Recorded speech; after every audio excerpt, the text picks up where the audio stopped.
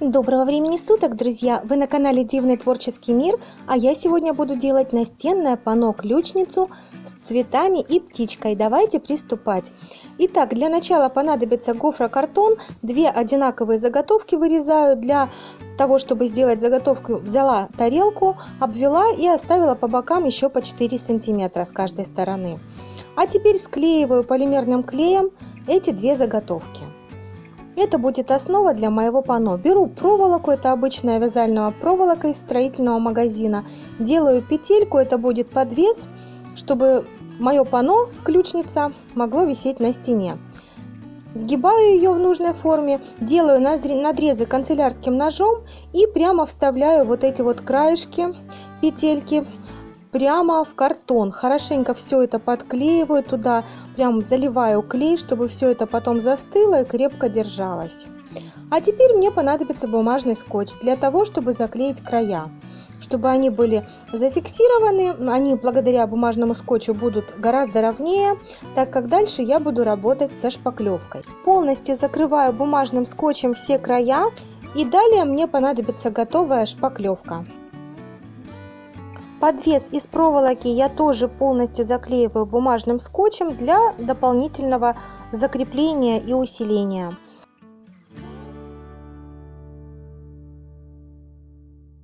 А теперь беру шпаклевку. У меня латексная шпаклевка, подойдет любая другая готовая шпаклевка. И также беру жесткую кисть-щетину, потому что мягкой кистью наносить шпаклевку совершенно неудобно, так как она достаточно густая и плотная. И жесткой кисточкой полностью покрываю все свое панно со всех сторон.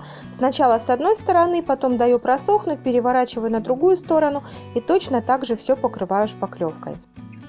А теперь беру крючки, у меня в наборе их 4, мне понадобится 3, их можно найти в любом хозяйственном магазине. Они у меня достаточно маленькие, по размеру идеально подойдут, они вкручивающиеся. Я шилом сделала отверстие, а затем намазываю каждый крючок полимерным клеем и вставляю такими вкручивающими движениями в это отверстие. Вот и все. Теперь нужно, чтобы все это хорошенько подсохло, а дальше я еще дополнительно зашпаклюю эти отверстия.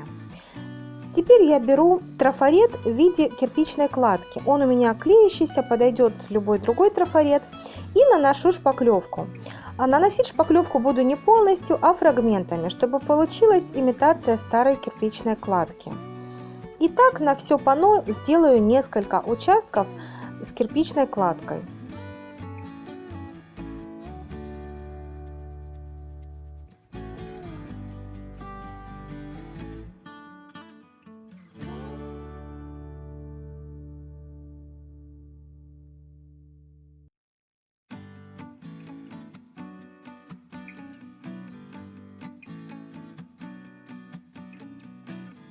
Крючки у меня хорошо вклеились в картон, и теперь я дополнительно их еще пройду шпаклевкой.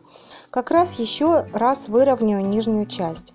И вот такая кирпичная кладка получилась. Теперь беру наждачную бумагу и обрабатываю все шероховатости и неровности. С лицевой стороны сильно не буду тереть наждачной бумагой, чтобы кирпичная кладка осталась достаточно выпуклой и фактурной.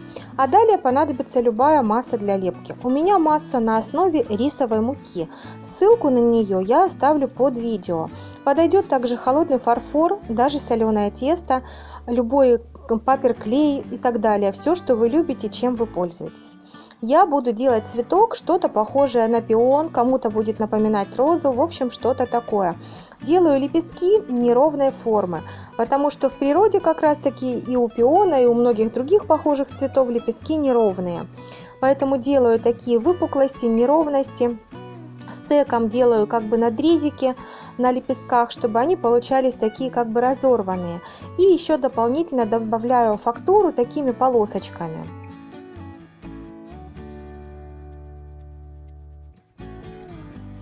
Лепестки первого ряда должны быть крупнее, чем лепестки второго ряда. Аккуратно выкладываю их, примыкая друг к другу, но только не полностью опускаю их на плоскость, на основу, а приклеиваю их только нижней частью, а верхнюю часть приподнимаю над поверхностью, чтобы они были изогнутые и цветок был объемный.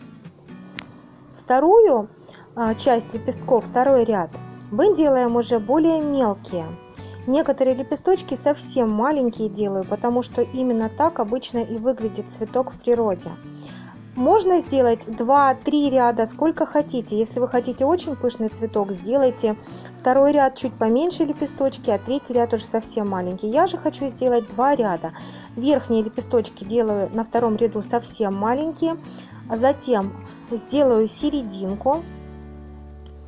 Серединка будет состоять из такой полоски с мелкими-мелкими надрезами. Затем я просто скручиваю эту деталь по спирали, и получается вот такая вот пушистая серединка. Теперь я просто вклеиваю ее в центр своего цветка. А вот теперь, чтобы все это прикрыть, я сделаю 2 лепестка покрупнее, чем предыдущие лепестки верхнего ряда. И этими лепесточками их приподниму и слегка прикрою серединку. И на этом, в принципе, с цветком я закончила. Цветов у меня будет немного, это будет один большой крупный цветок, акцентный на моем панно, на моей ключнице. И, пожалуй, сделаю еще веточки, листья и пару бутонов. Пока делаю тоненькие-тоненькие жгутики и приклеиваю их. Это будут ветви, на которые я уже буду приклеивать свои листья.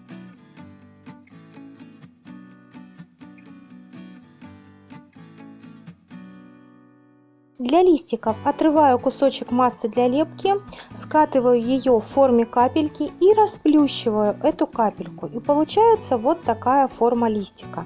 А далее стеком делаю центральную прожилку углубления и точно так же делаю частые прожилки по обеим сторонам листика. Верхнюю часть, более острую, еще сжимаю пальцами, чтобы листик получился более изогнутым. И все, он готов, его можно приклеивать на панно. Так делаю все листики и буду располагать их на своем панно. Я хочу, чтобы ветви были почти полностью закрыты листьями. И также приклею несколько листочков по кругу от своего цветка.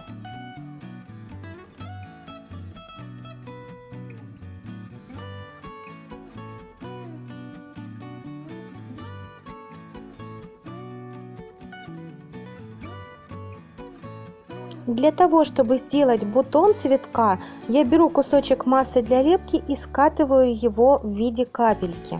А затем стеком делаю надрез на этой капельке. Но не до конца, просто легкое углубление.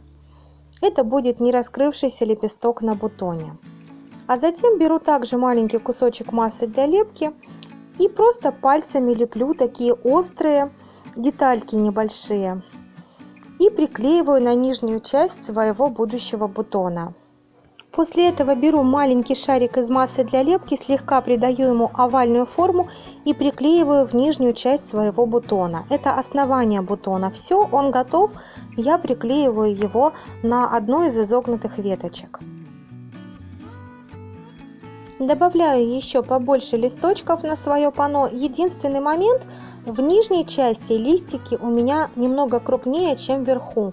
По мере того, как я дохожу до верхней части панно, я делаю листики более мелкого размера. Добавляю еще один бутон, делаю его точно так же, как и предыдущий. Специально для него у меня свободна маленькая веточка. И на этом цветов у меня будет достаточно. Будет один большой крупный цветок и 2 бутона. Все лепные детали, весь лепной декор я приклеиваю на клей ПВА.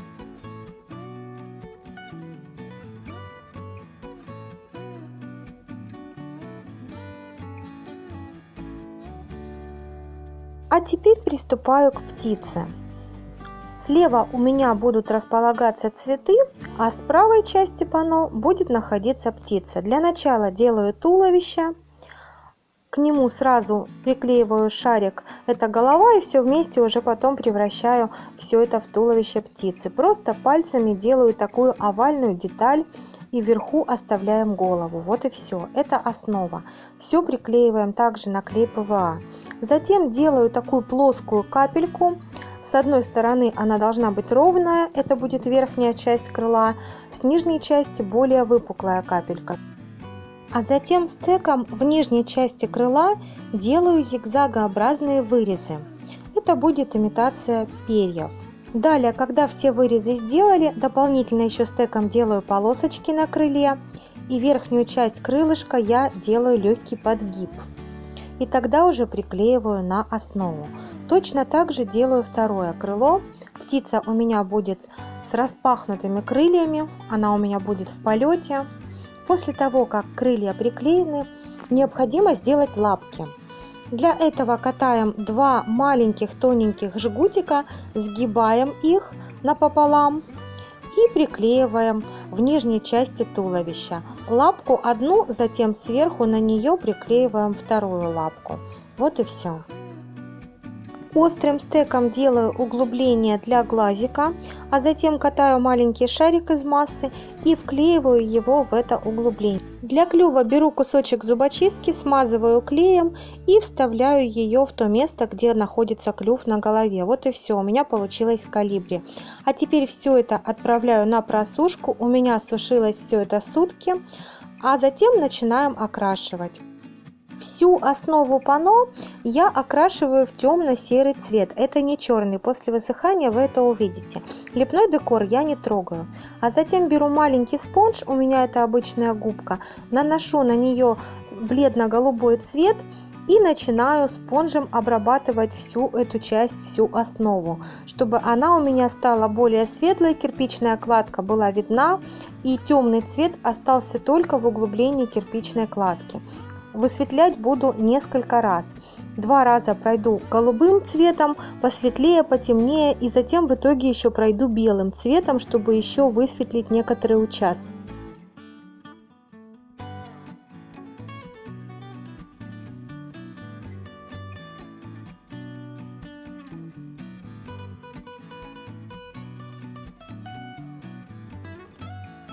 А теперь я приступаю к окрашиванию лепного декора. Цветок у меня будет в розовых тонах. Нижняя часть лепестков будет более светлой. Сначала все прошла бледно-розовым цветом, а затем уже потом высветлила нижнюю часть каждого лепестка, а верхнюю часть сделала более темной, с темной окантовкой.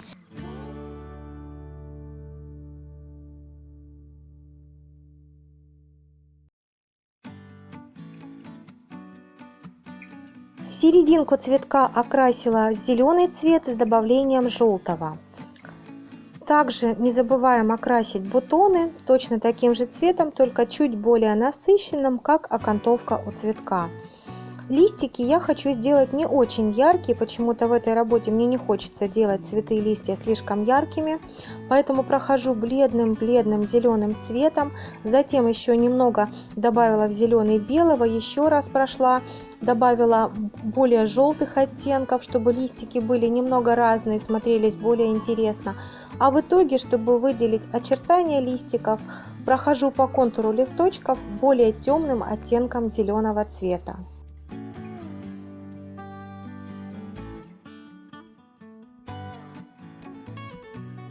А теперь мне остается лишь раскрасить птицу. Она у меня будет примерно в таких же тонах, как и цветы с листьями. Колибри имеют обычно яркую окраску, так что окрашиваю ее в лиловый, зеленый с такими оттенками. И на этом буду заканчивать.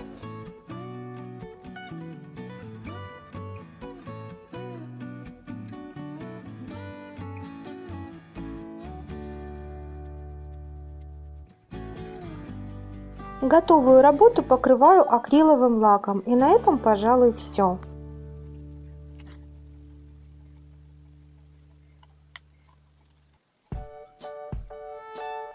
Вот такая ключница панно у меня сегодня получилась. Надеюсь, вам пригодится мой мастер-класс. А на сегодня я с вами прощаюсь. Всего вам самого доброго и, как всегда, творческих успехов и побольше рукоделия в вашей жизни. Пока-пока!